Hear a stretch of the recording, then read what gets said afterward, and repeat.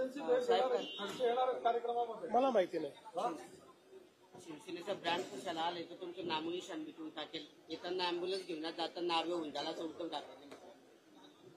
बोल बचन भैरवी मी उत्तर देत नाही.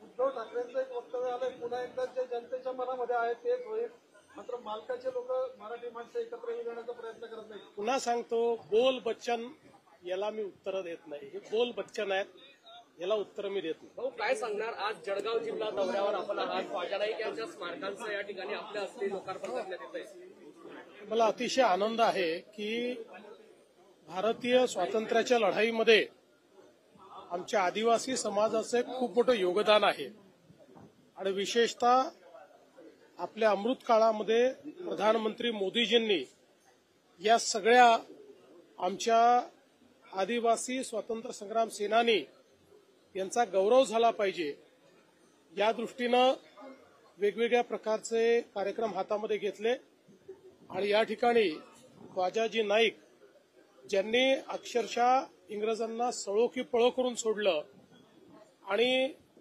खऱ्या अर्थानं स्वातंत्र्य लढ्यामध्ये प्रचंड मोठा त्यांचा सहभाग होता आणि म्हणून मागच्या काळात मी याच स्मारकाच्या भूमिपूजनाकरता आलो होतो. आता त्याच्या उद्घाटनाकरता या ठिकाणी येण्याची संधी मिळाली. मला त्याचा अतिशय आनंद आहे.